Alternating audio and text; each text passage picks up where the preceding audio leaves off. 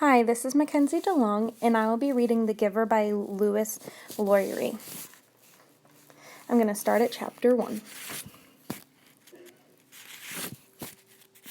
The Giver, chapter 1. It was almost December, and Jonas was beginning to be frightened. No, wrong word, Jonas thought. Frightened meant that deep, sickening feeling or something terrible about to happen. Frightened was the way he had felt a year ago, when an unidentified aircraft had overflown the community twice. He had seen it both times, squinting toward the sky. He had seen the sleek jet, almost a blur at its high speed, go past, and at a second later heard the blast of a sound that followed. Then, one more time, a moment later from the opposite direction, the same plane. At first, he had been only fascinated. He had never seen aircraft so close, for it was against the rules for pilots to fly over the community. Occasionally, when supplies were delivered by cargo planes to the landing fields across the river, the children rode their bicycles to the riverside and watched, intrigued, in unloading, and then the takeoff detected to the west, always away from the community. But the aircraft a year ago had been different. It was not like a squat, fat-bellied cargo plane, but a needle-nosed single jet. Jonas, looking around anxiously, had seen others, adults as well as children, stop what they were doing and wait, confused, for an explanation of frightening events. Then, all of the citizens had been ordered to go into the nearest building and stay there. Immediately, the rasping voice through the speakers had said, "Leave your bicycles where they are." Instantly, obediently, Jonas had dropped his bike on its side on the path behind his family's dwelling.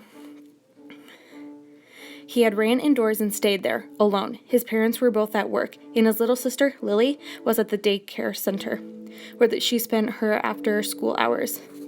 Looking through the front window, he had seen no people, none of the busy afternoon crew at street cleaners, landscape owners, and food delivery people who usually populated the community at the time of the day.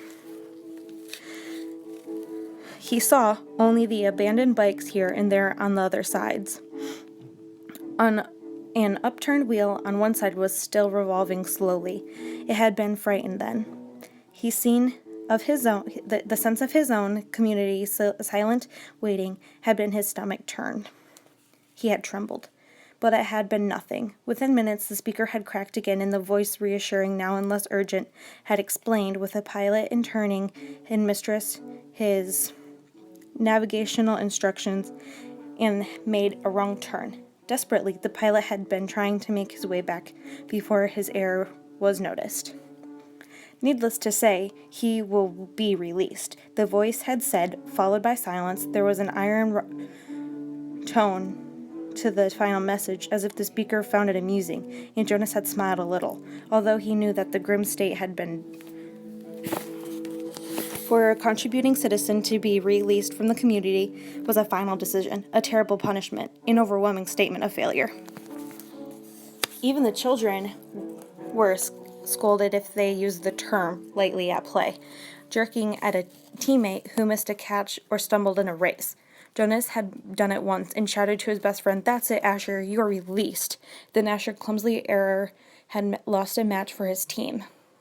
Thank you.